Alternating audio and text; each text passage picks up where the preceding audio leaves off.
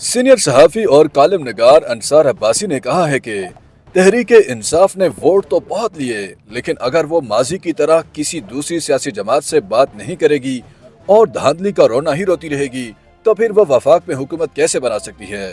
पाकिस्तान के लिए सबसे बेहतर तो ये है कि सब सियासी जमातें मिलकर हुकूमत बनाएं और इस मुल्क को कौम को मुश्किलात से निकालें। ये एक ख्वाब है जो न जाने कब पूरा होगा। अपने एक कालम में अंसार अब्बासी कहते हैं कि 8 फरवरी के इलेक्शन ने सबको हैरान कर दिया और बहुत सौ को परेशान किया हुआ है। सब अंदाजे तजिए गलत निकले। तहरीक इंसाफ के वोटर्स सपोर्टर्स इतने निकले कि हर तरफ छा गए। इंतखाबात से पहले तमाम तर पाबंदियों सख्तियों जलसे जुलूस करने की इजाज़त न मिलने के बावजूद बल्ले के बगैर तहरीक इंसाफ के हमायत याफ्ता उम्मीदवारों ने सबसे ज्यादा वोट लिए। कौमी असम्बली में नंबर 1 खैबर पख्तूनख्वा में तो क्लीन स्वीप, पंजाब में भी एक बड़ा नंबर हासिल कर लिया और ये सब कुछ 2018 के RTS के बदले में इलेक्शन कमीशन के नए निज़ाम EMS के बैठने के बावजूद मुमकिन हुआ।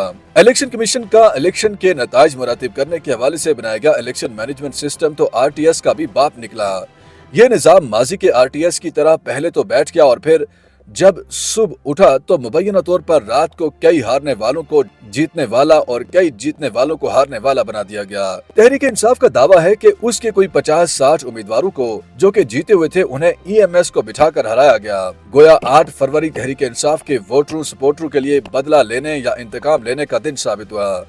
अंसार अब्बासी का कहना है कि इल्जामात लगाने के साथ साथ तहरीक इंसाफ वफाक, पंजाब और खैबर पख्तूनख्वा में अपनी हुकूमत बनाने का दावा कर रही है, लेकिन अभी तक के इलेक्शन नताइज के मुताबिक वफाक में कोई एक जमात भी अक्सरियत हासिल नहीं कर सकी। इसलिए यहाँ सिर्फ एक मखलूत हुकूमत ही बन सकती है, जिसके लिए Noon league, people's party, MQM, JUIF वगैरह पहले ही बातचीत शुरू कर चुकी हैं। वफाकी सतह पर तहरीक इंसाफ के जीते हुए उम्मीदवारों की तादाद सबसे ज्यादा है, लेकिन PTI की तरफ से हुकूमत साजी के लिए अभी तक किसी सियासी जमात से राब्ता करने की इतलात नहीं मिली।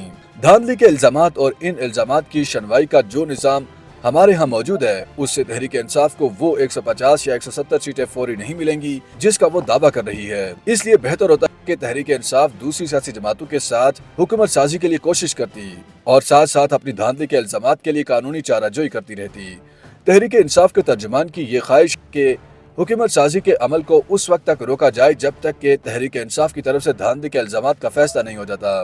किसी सूरत कोई पूरी नहीं कर सकता, लेकिन सवाल ये पैदा होता है कि क्या तहरीक इंसाफ और उसके बानी चेयरमैन इमरान खान नून लीग, पीपल्स पार्टी, MQM वगैरह से मिलकर हुकूमत बनाने के लिए हाथ मिलाने पर तैयार होंगे? अगर दूसरों से हाथ नहीं मिलाएंगे तो फिर वफाक में हुकूमत कैसे बनेगी? अंसार अब्बासी के मुताबिक इमरान खान के माजी के रवैये की वजह से किसी बड़ी सियासी जमात की तरफ से तहरीक इंसाफ से भी राब्ते की इतलात नहीं मिली। इस वक्त तहरीक इंसाफ के लिए ये भी चैलेंज है कि आजाद हैसियत में जीतने वाले अपने अरकान कौमी असम्बली को संभाले, क्योंकि खतरा मौजूद है कि उनमें से कई हुकूमत का हिस्सा बनने की लालच में नून लीग और पीपल्स पार्टी में जा सकते हैं। खैबर पख्तूनख्वा में तहरीक इंसाफ को हुकूमत बनाने से कोई नहीं रोक सकता। पंजाब में मुमकिन तौर पर नून लीग ही हुकूमत बनाएगी, जबकि वफाक में अगर तहरीक इंसाफ को हुकूमत बनानी है तो अपने माजी के रवैये से हटकर अपने सियासी मुखालिफिन से हाथ मिलाना पड़ेगा। अगर ऐसा हो जाए तो सबके लिए बहुत अच्छा माहौल होगा, लेकिन ऐसा होता हुआ नजर नहीं आता।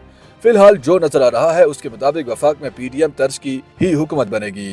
पंजाब में नून लीग, KP में तहरीक इंसाफ, सिंध में PPP, बलूचिस्तान में एक मखलूत हुकूमत बनेगी जिसका वजीर आला मुमकिन तौर पर पीपल्स पार्टी का होगा।